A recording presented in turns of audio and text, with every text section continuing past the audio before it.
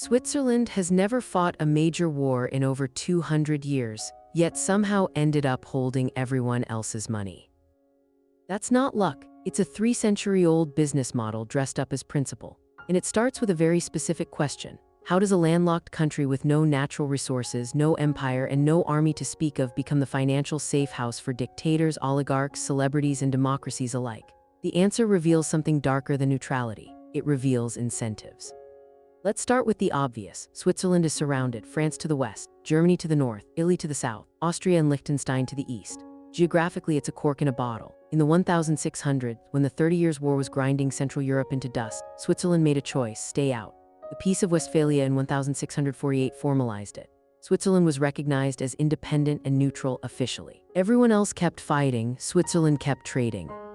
Neutrality was the pitch. But here's what it actually meant. We won't invade you, you don't invade us, and while you're all killing each other, we'll hold your gold.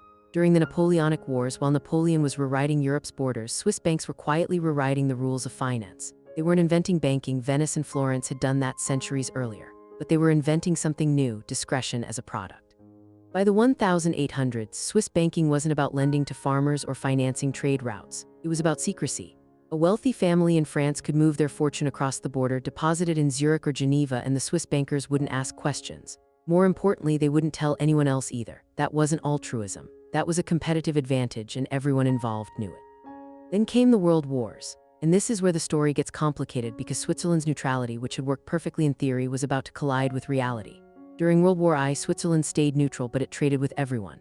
During World War II, the same principle applied, except one side was Nazi Germany. And that's when neutrality stopped being a political philosophy and started being a business decision.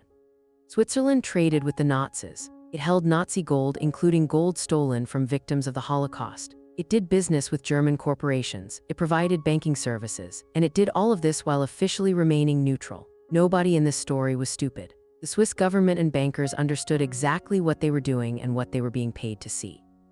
After 1945, when the war ended, Switzerland faced a reckoning, but not the one you'd expect. The Allies needed Switzerland's banking system intact. The Cold War was starting. They needed a neutral financial hub, a place where East and West could conduct business without directly touching. Switzerland fit perfectly. Its neutrality suddenly became useful again. Throughout the Cold War, Swiss banks became the go-between. They held money for Russian oligarchs, American industrialists, Middle Eastern royalty, and everyone in between. They asked no questions. They kept no records, or at least they said they didn't. Swiss banking secrecy became legendary. It became a product. It became an industry.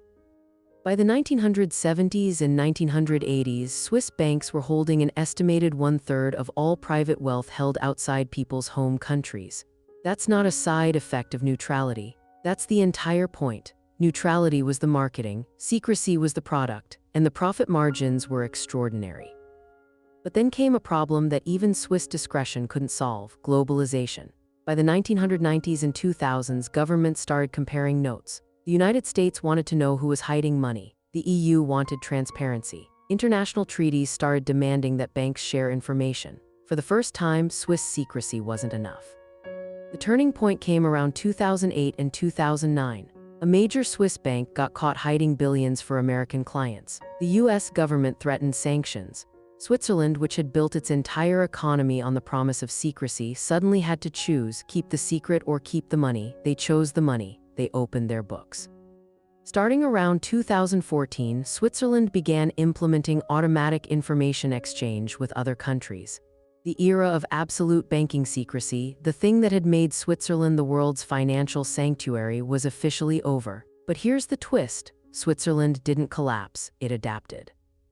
Instead of secrecy, Swiss banks now offer something different: stability, expertise, and access. They manage wealth for the ultra-wealthy, they provide investment advice, they handle complex financial structures. Secrecy was the hook. Competence is the product now, and it works just as well. Today, Switzerland still holds roughly 1/4 of the world's privately managed wealth. It's still officially neutral.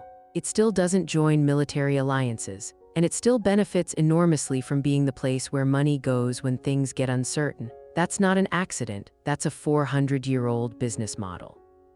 So here's what actually happened. Switzerland didn't become a financial sanctuary because it was neutral. It became neutral because it wanted to be a financial sanctuary. The principle came after the profit.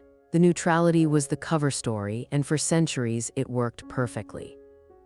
What does this tell us about how wealth and power actually work? Simple. When someone tells you they are doing something for principle, look at who's paying them. When a nation tells you it's neutral, ask yourself who benefits. Nobody in this story was stupid. They just had very clear incentives, and those incentives shaped a nation. Switzerland's story is a masterclass in how geography, timing, and naked self-interest can masquerade as virtue for 400 years. It's not a cautionary tale. It's a successful one, and that's the part that matters. If you want to understand how global finance actually works, not how it's supposed to work, but how it does, you need to understand that Switzerland didn't stumble into its role. It engineered it. Subscribe for more stories about the real incentives behind global economics. This video is for educational and informational purposes only and is not financial advice. Always do your own research. Subscribe to see how other nations engineered their place in the global economy. Next week, we break down Singapore. This video is for educational and informational purposes only and is not financial advice. Always do your own research.